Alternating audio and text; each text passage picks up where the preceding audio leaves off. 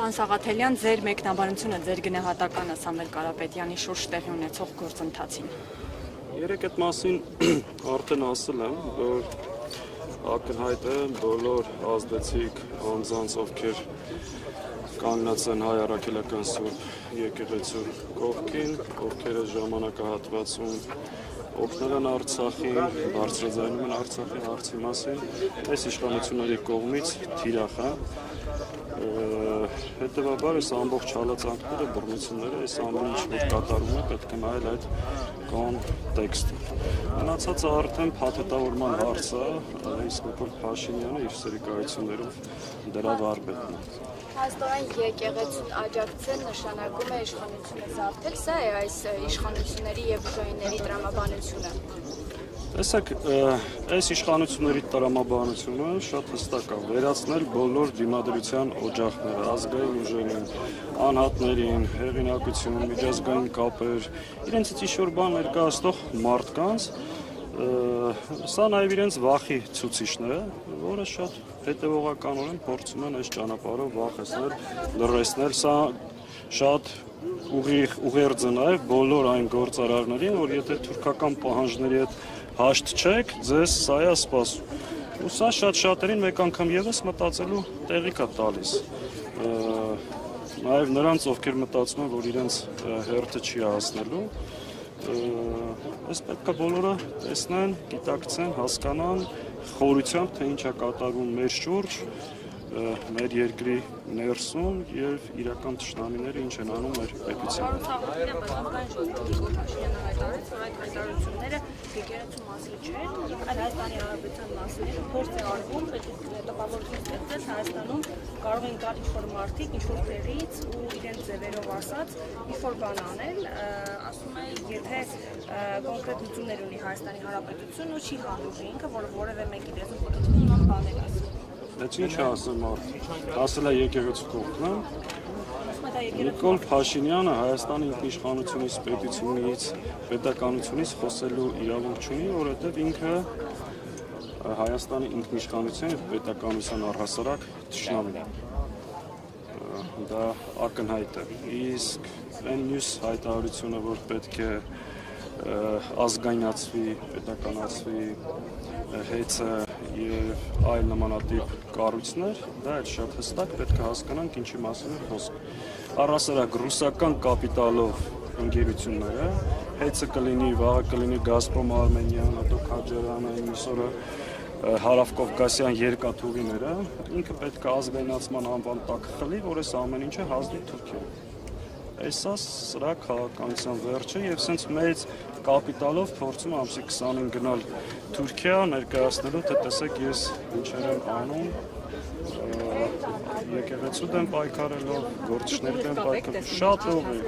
ուղիղ եւ շատ ուղիղ հասկանում են ինքը քայլեր է ձեռնարկում ռուսական կապիտալով ընկերությունների, ռուսական ազդեցությունը ստեղ թույլատնելու եւ դրա փոխարեն Թուրքիային Հայաստան մտցնելու ուղղությամբ։ Այս է սրա քաղաքականության ուղիղ պարզ բանաձևը ինչ ուզում է որ անի։ Մնացածը արդեն այս ամեն ինչը ոնց կարա փաթեթավորի մեր ժողովրդին խաբելու համար, դա իր եւ իր վարպետների, տերերի վարպետությունն է։ Երբ որ գնում եմ, ասում են փչացել է։ Ոչ մի լավ բան։ Ոչ մի լավ բան, ոնց որ ներկայացնում են սա պատմական առաջին դեպքն է եւ այլ եւ այլ։ Նիկոլ Փաշինյանի կառավարման 7 տարիները բոլորը ձախողման, պարտության, նվաստացման, հերթական գնում է իրականում, ասես պետք է շատ բառացի արդեն ամեն ինչ ձևակերպել, էլի, որովհետեւ այնքան հստակ է գնում է իր ավագ եղբորից նոր հրահանգներ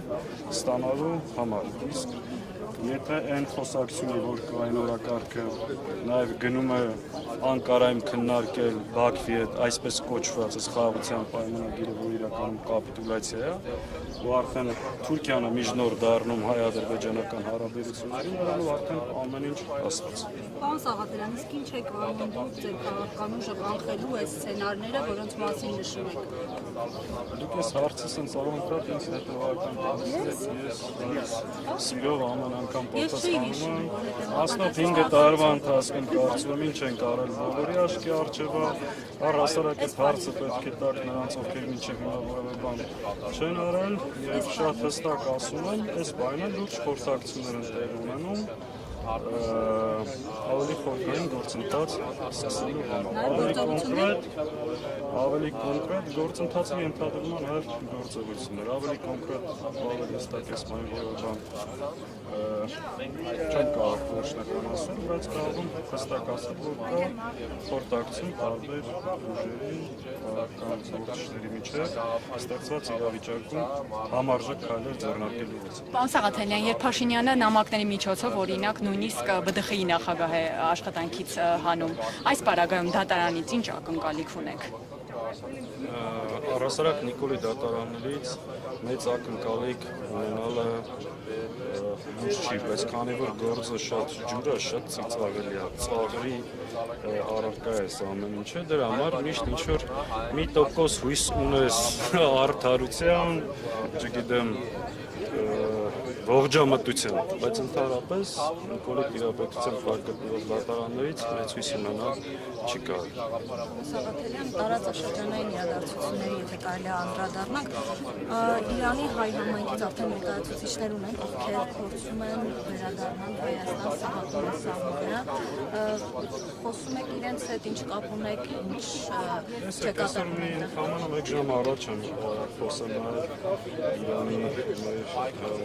ընկերների հետ, աշխատակցությունը կառույցները համայնքում կայացում բավականին վիճակը գնալով տագնապալի է դառնում։ Հայաստան այս բանին գալիս է ոչ միայն իրանահայեր, այլ նաև իրանցիներ ու բավականին մեծ հոսքով։ Ինչքան է մեր պետությունը պատրաստ է մարտահրավերը դիմավորելու այս ծանր աշխարհաքաղաքական պայմաններում եւ երկրի շուրջ ինչ է տեղ ունենում, Նիկոլ Փաշինյանի գործողություններից արդեն ակնհայտ է, որ մարդը գոյություն չունի, սրա առաջնային խնդիրը երբեք մեր երկրի տարածքային ամբողջականությունը, ինքնիշխանությունը կամ պետականությունը չի։ Այս իմաստով, որ տեսնում ես ինչ է կատարվում մեր շուրջ, ով է Հայաստանի իշխանությունը, մտահոգությունները կրկնապատկվում են ու բավականին մտահոգիչ է այն ինչ որ տեղի ունենում։